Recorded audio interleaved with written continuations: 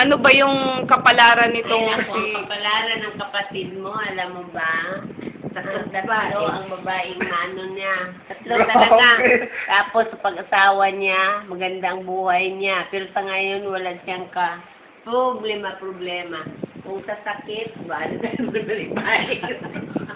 Mga to, di mawat ay di amang sakit niya. Oo. Kasi sa amin ang pasakit. Ayan, ayan, kay nanay ang pasakit. Dalawa lang anak niya na. Dalawa lang. Oo. Onyo, kalika dito. Isa sa kanya, isa kay nini niya.